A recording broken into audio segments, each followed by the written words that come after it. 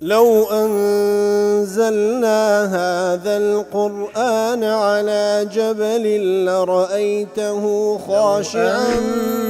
أنزلنا هذا القرآن على جبل لرأيته خاشعا أنزلنا هذا القرآن على جبل لرأيته خاشعا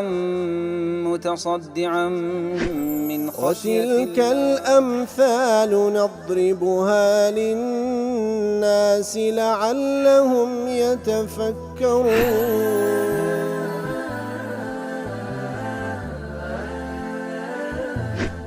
الحمد لله والصلاة والسلام على رسول الله وعلى آله وصحبه ومن والاه. السلام عليكم ورحمة الله. برزان خوش حام لوانا الشاشة دو لوانا كاين تفسير قرآن بيروز بيما وخزمتان ومن بس رزامن دي رب العالمين وهي دارم إيوي آزي السودي لول بقرن. أعوذ بالله من الشيطان الرجيم. بسم الله الرحمن الرحيم. وعنده مفاتح الغيب لا يعلمها إلا هو ويعلم ما في البر والبحر وما تسقط من ورقة إلا يعلمها ولا حبة في ظلمات الأرض ولا رطب ولا يابس إلا في كتاب مبين. والخوشي يسنعوا كلواني راب رجل خزمة وآت بيروز دابون كرب العالمين دفرمي مفاتحي غيب وكباس ما كركوا كليلكاني خزاني غيب همو إلي أو سبحانه وتعالى هيز كسيق نايزاين تنها أو نبي ويعلم ما في البر والبحر. ورب العالمين دزاين سلا وشكاني وتسلا دريا كان داهي وما تسقط من ورقة إلا يعلمها هر قلا دارك دكوي إلا رب العالمين في أقادار ولا حبة في ظلمات الأرض ولا رطب ولا يابس هدانا بيريك لتاريكي كان زويدا هر وشكو ترك إلا خواي قورا في أقادار للوح المحفوظ نوسيتيوا. برخوش وسايتر وعنده مفاتح الغيب لا يعلمها إلا هو كواتا وكباس ماكر لأضواء البيان بالتأكيد بابنا زيادة تفصيلي بيداك أو نمونا نشمان هنا ولا موقفي هالويستي بيغمبران عليهم الصلاة والسلام أوانيش غيبيان ندزاني أجاو كدر فقد ظهر أن أعلم المخلوقات بابنا مخلوقات زاناترين مخلوقات شينا وهم الرسل والملائكة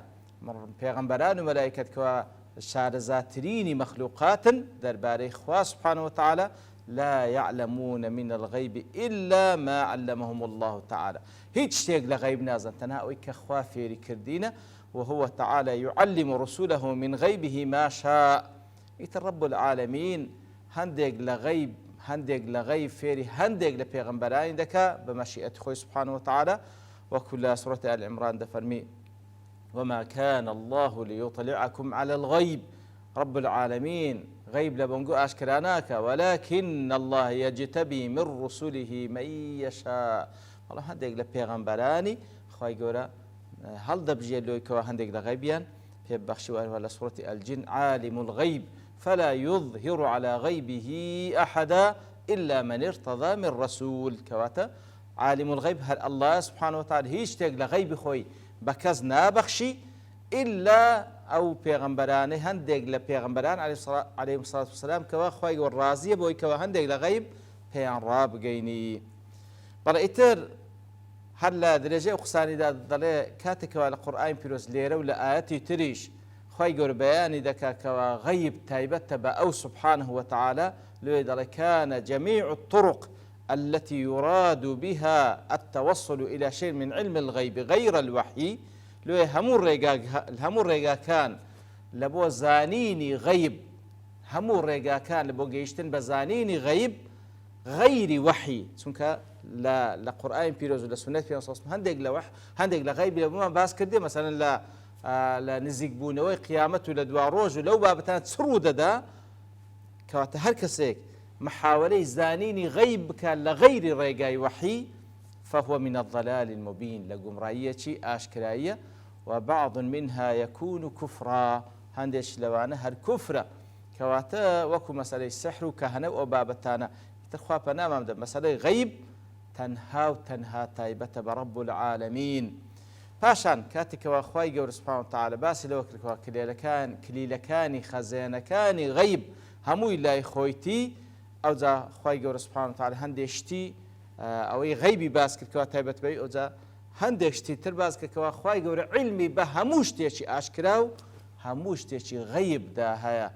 ويعلم ما في البر والبحر يعني الله سبحانه وتعالى شاني پرستنە کە هەموو علم غەیب لای ئەوە الله شاني پرستنە کە ئاگاداری هەموو مەخلوقاتەکانیتی يعلم ما في البر والبحر چ لە وشکانیدا هەیە بە ملیۆنەها مەخلوقات هەیە چەند مەخلوقات لەناو بەحردا هەیە بە ملیۆنەها مەخلوقات هەیە خوای گەورە هەمووی پێ ئاگادارە پاشان وما تسقط من ورقة إلا يعلمها هەر گەڵادارێک کە بەردەبێتەوە جەوەکو زانایان دەفەرموون لە سەرەتای دروستبوونی گەڵادارێک هەتا وەکو کۆتاییەکەی کە بەردەبێتەوە و دەمری خوای گەورە هەمووی پێ ئاگادارە هەر بە خۆشی خەڵقی کردێ هەر بە خۆشی پێ ئاگادارە تەماشاکە ڕەب العالەمین کەوا خالیق و مالیک و مدەبیری ئەو کەونەیە ئاگادارە بە وردەکاری ئەوەی لەو بوونەوەرەدا هەیە ئاگادارە بەو وردەکاریانەی کەوە لەو بوونەوەرەدا هەیە ئەخر بەس تەسەوڕ بکەین چەند دار لەسەر ڕووی زەویدا هەیە چەند دار هەیە چەند ژمارەیان چەندە چەند هەر دارێک چەند پەلکەداری پێوەیە هەر پەلکەدارێک بەربێتەوە ڕەب العالەمین پێ ئاگادارە سبحانه وتعالى ولا حبة في ظلمات الأرض هەر دانەوێڵەیەک هەر تۆیەک لە تاریکاییەکانی ناو زەویدا ولا ڕەطب ولا یابس هەر شتێکی هەر گەڵادارێک یاخود هەر ڕەگەدارێک هەر شتێک کەوا تەڕ بیان وشک ئیلا خوای گەورە پێ ئاگادارە زەندی بیان مردی ئیلا خوای گەورە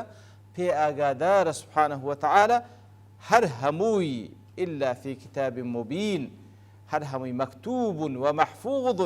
في العلم الإلهي أي اللوح المحفوظ هر هموي في آقادار هموش نوسرايتوا لعلم إلهي كوال اللوح المحفوظ باريز راوة إتر دفرمون كاتك وأخواي قولوا حق تمام لو بيان دكاتن ما بس تيدات سية إنه تعالى ذكر ما ذكر كاتك وباسي أو كميك لعلمي خويلو مان دكاكوا آقادار بهمشتيك من المرقة والحبة آقادار بقلاي دارك آقادار بتويك كوالناو تاريكاي زويدا هي لبوتسية تنبيها للمكلفين على أمر الحساب آقادار كرنويلو إيمي مكلف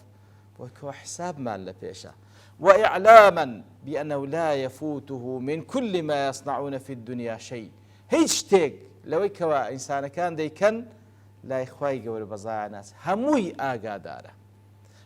ئاگادارە هەمووشی تۆمار کرایە خوا پەناماندا هەمووی ئاگادارە هەمووشی تۆمار کرایە لای ڕەب العالەمین و حسابیشمان لەگەڵ دەکا لأنه إذا كان لا يهمل الأحوال التي ليس فيها ثواب ولا عقاب ولا تكليف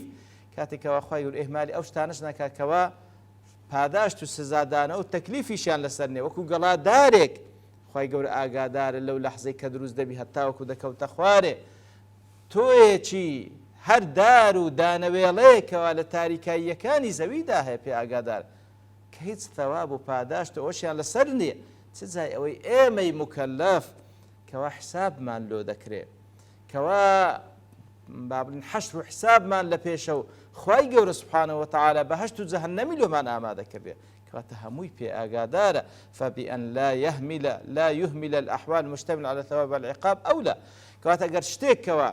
پاداشت و عقابی لەسەر نێ خوای گەورە ئێهمالی نەکا چ جای ئەوەی مەخلوقاتێکەوە وەکو ئینس و جن ثواب و عقابیان لەسەر کە خوای گەورە ئێهمالی کە بەڕاستی ئەو ئاتە و هاوشێوەی ئەو ئاتانە لە قورئانی پیرۆزکەوە باس لە عیلمی ڕەب العالەمین دەکەن چەندی شتیەوە دەجێت یەکەم ذاتی ڕەب العالەمین شانی پەرستنی هێکەوە خاوەنی ئەسمای حوسنا و صفاتی عولایە لە ضمنی ئەو صفاتانەشی خوای گەورە ئاگادارە بە هەموو شتێک ئاگادارە بۆی کەوا لە ڕابردوو کرا ئاگادارە بە ئێستا ئاگادارە بە داهاتوو ئاگادارە بەو شتانەی کە ڕوویان نەدا ئەگەر ڕوو بدە کوو ڕوو دەدا کەواتە ئەوە یەک لەو ئەسما و صفاتانەیە کەوا واد لێ دەکا بەڕاستی ناچارت بکەکەوە سوزدەی تەعظیم لە بۆ ڕەب العالەمین بی سوزدە لە بۆ خوای بێکەوە خاوەنی ئەو ئەسما و صیفاتانە چونکە غەیری ئەڵڵا هیچ کەسێک شتی تر نازانی غەیری ئەڵڵا هیچ کەسێک علمی غەیب و ئەو علمەی پێنێکەوە خوا پێیتی سبحانه وتعالى ئیتر یەکەم ئەوە یەکە لە مستلزماتی عبودیەت واتە واد لێ دەکەکەوە بەندایەتی لە بۆ ڕەب العالەمین بکەیت و هەروە لە لایەکی دیکە کاتێکەوە بەو شێوەیە حەز دەکەی خوای گەورە ئاگادارە بە هەموو شتێک ئەوەلەن لە ڕوویەک دڵت ئاو دەخواتەوە کەواتە خوای گەورە ئەتووی مسلمان لە تووی مسلمان بێ ئاگانیە ئەگەر لە گەڵای دارێک بێ ئاگانەبی کەتەکەوتە خوارێ کول لە تووی مسلمان بێ ئاگایە پشت و پەنای ئیماندارانە خوای گەورە ئەوەی بەسەر ئیماندارانیش دەینی هەمووی وەکو تاقیکردنەوەی لە بۆ ڕەفعی دەرەجاتە ئەزر و پاداشتە کەواتە پڕ بە دڵ هاواری ئەو خوای بکە کە ئاگاداری هەموو شتێکە لا تەخفا عەلەیهی خافیە هیچ شتێک لێ بزر نابی دڵت ئاو بخواتەوە هیچ شتێک زایع نابی لەوەی کەوا لە دنیا دەکرێت و هەروها لە لایەک کەش جێگای مەترسیە بەڕاستی کاتێکەوە ڕەب العالەمین ئاگاداری تۆیەک بی لە تاریکاییەکانی زەویدا ئاگاداری گەڵادارێک بیکەوە لە علمی بەشەر و لە تەسەوری بەشەر هیچ قیمەتێکی نییە ئاگاداری من و تووشە و ئاگاداری کردەوەکانمان ئاگاداری ناو دڵ و دەروونمانە پێویستە بە حەزەر بین پێویستە حەیامان هەبی لە خوا سوبحانەهو پێویستە شەرم بکەین لە خوا سوبحانەهو وتەعالە لە دواترێ خوای گەورە دەفەرمی وهو الذي يتوفاكم بالليل ويعلم ما جرحتم بالنهار هەر ئەو زاتەیە يتوفاكم بالليل دەتان مرێنی واتە دەتان نوێنی بە شەو ويعلم ما جرحتم بالنهار وهروها دەزانی کە ئەنگۆ چیتان ئەنجامدایە لە کار و کردەوەکان لە ڕۆژدا ثم يبعثكم فيه ليقضى أجل مسمى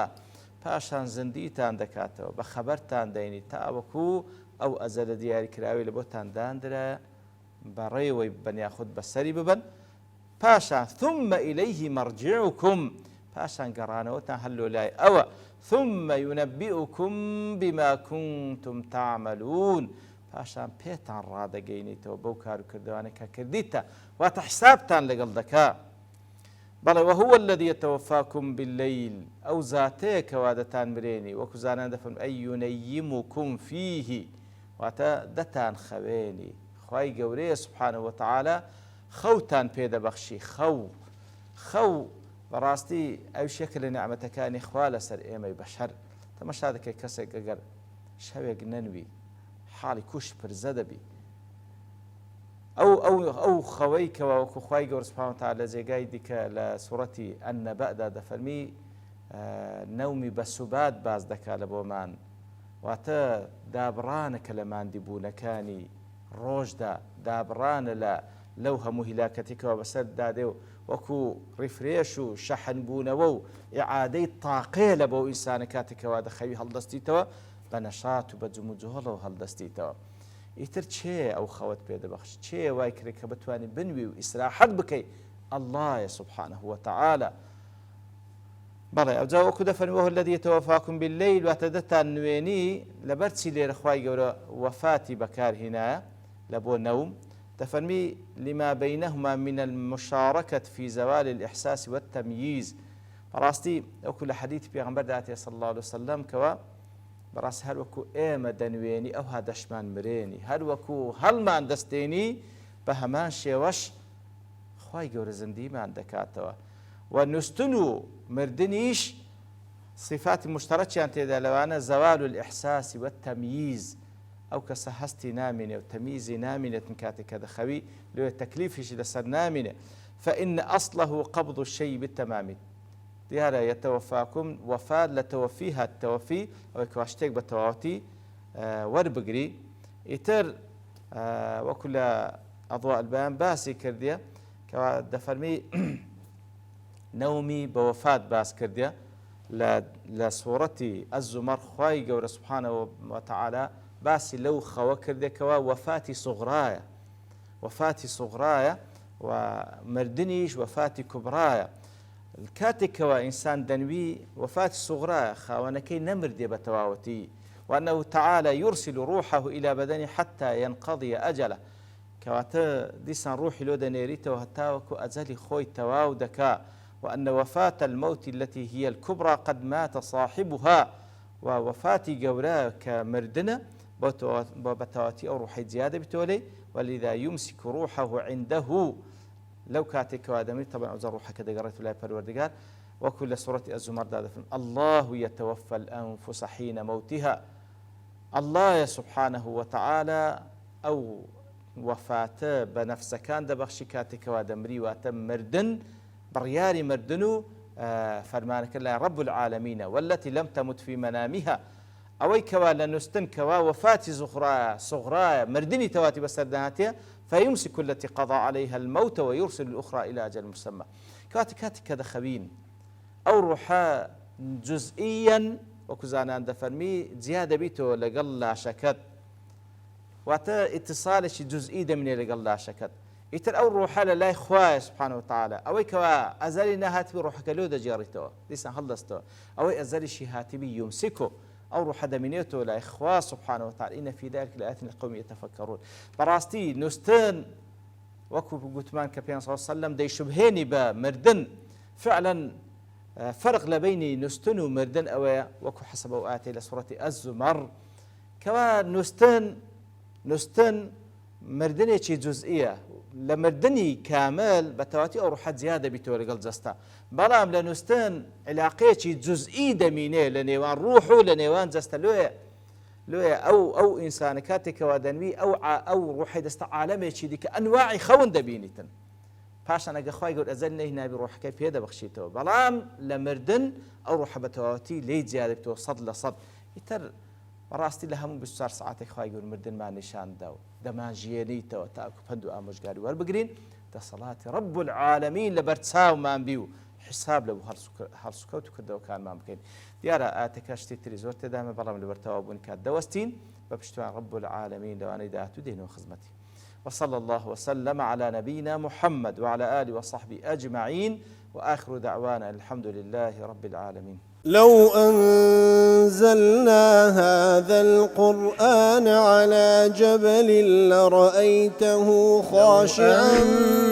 أنزلنا هذا القرآن على جبل لرأيته خاشعا أنزلنا هذا القرآن على جبل لرأيته خاشعا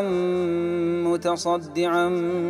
من خشية الله وتلك الأمثال نضربها للناس لعلهم يتفكرون